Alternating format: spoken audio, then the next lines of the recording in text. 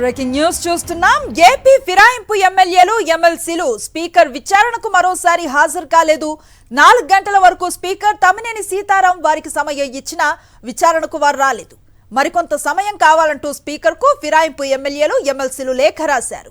ఎమ్మెల్యేల వ్యవహార శైలిపై speaker Tammineni Sitaram serious అయినట్లుగా తెలుస్తోంది. న్యాయపరమైన అంశాలపై చర్చించేందుకు సిద్ధమయ్యారు. ఫిరాయింపు ఎమ్మెల్యేలపై తుది నిర్ణయం తీసుకునే అవకాశం ఉన్నట్లుగా తెలుస్తోంది.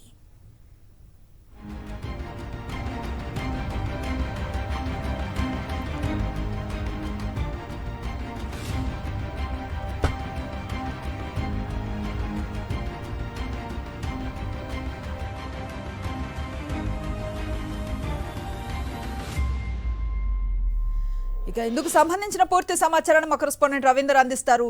రవీందర్, ఎట్లా ప్రొసీడ్ అయ్యే అవకాశం కనిపిస్తోంది స్పీకర్ ఈ అంశానికి సంబంధించి?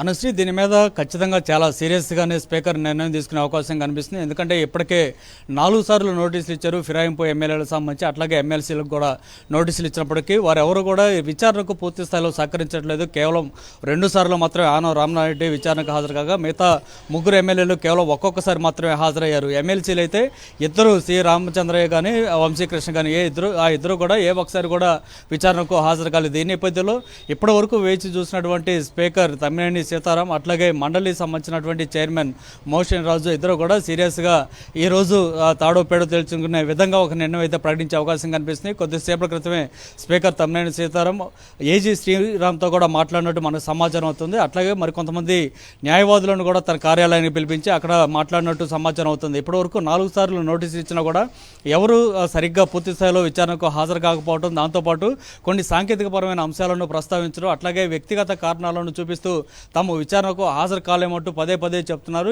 ఈరోజు ఫైనల్గా తుది నిర్ణయం తీసుకోబోతున్నామంటూ 4వ నోటీస్ ఇచ్చినప్పుడు కూడా ఈసారి ఏ ఒక్కరు కూడా హాజరు కాకుండా మళ్ళీ అదే తరహాలో సమాచారం ఒక లేఖ ద్వారా పంపించినట్టు సమాచారం అవుతుంది. దాని ద్వారా మరికొంత సమయం కావాలి, మేము అక్కడ మీ ముందు వచ్చి హాజరై విచారణకు హాజరు కావాలంటే మా సమాధానం మీకు వినిపించాలంటే మరికొంత సమయం కావాలంటూ వారు లేఖ కూడా రాసినట్టు తెలుస్తుంది. ఈ నేపథ్యంలోనే స్పీకర్ తమ్మినేని సీతారాం లీగల్గా న్యాయపరంగా ఎలాంటి సమస్యలు ఉన్నాయి, ఏంటి, ఏ విధంగా ముందుకెళ్ళవచ్చు, ఎలాంటి అవకాశాలు ఉంటాయనే దాని మీద ఇప్పుడు ఆ విచారణ కూడా వారితో ముఖాముఖి చర్చించినట్టు సమాచారం అవుతుంది. ఈ నేపథ్యంలో ఇప్పటివరకు 4 గంటల వరకు సమయం ఇచ్చారు కాబట్టి ఆ 4 గంటల సమయం దాటిపోయింది కాబట్టి కొద్దిసేపు క్రితమే స్పీకర్ తన కార్యాలయం నుంచి బయటకు వెళ్ళిపోయారు. ఇప్పటి వరకు అంటే ఈరోజు మధ్యాహ్నం 1:30 ప్రాంతంలోనే స్పీకర్ తన కార్యాలయానికి చేరుకున్నారు. అప్పటి నుంచి ఇప్పటి వరకు కూడా వేచి చూస్తూనే ఉన్నారు. ఎందుకంటే వీళ్ళందరూ కూడా సమయం ఇచ్చింది 2 గంటల నుంచి 4 గంటల మధ్యలో రావాల్సిందిగా ఇప్పటికే నోటీసులు ఇచ్చిన నేపథ్యంలో స్పీకర్ తన కార్యాలయానికి చేరుకున్నారు. అట్లాగే అనర్హత పిటిషన్లు వేసినటువంటి చీఫ్ విప్ ఎవరైతే ఉన్నారో ముదినేరు ప్రసాద్ రాజు, అట్లాగే మండలిలో అనర్హత పిటిషన్ వేసినటువంటి మేరిగా మురళి, వీరిద్దరు కూడా స్పీకర్ కార్యాలయానికి అట్లాగే మండలి చైర్మన్ కార్యాలయానికి చేరుకొని వేచి చూశారు. కానీ వీరెవరు కూడా ఫిరాయింపు ఎమ్మెల్యేలు రాకపోయిన నేపథ్యంలో వారు కూడా అక్కడి నుంచి వెనుక తిరిగిపోయారు. ఇక మొత్తంగా ఇప్పటికే స్పీకర్ చాలా సీరియస్గా ఈ అంశాన్ని తీసుకున్న నేపథ్యంలో మరికొద్దిసేపట్లోనే దీనికి సంబంధించి ఒక తుది నిర్ణయం వెలువడే అవకాశం అయితే కనిపిస్తుంది. ఎందుకంటే ఏకంగా 4 ఎమ్మెల్యేలు వైఎస్ఆర్ కాంగ్రెస్ పార్టీ జెండా మీద గెలిచి వీరంతా కూడా ఫిరాయింపు చేశారు. ఏకంగా ప్రతిపక్ష నాయకుడు చంద్రబాబు దగ్గరకు వెళ్లడంతో పాటు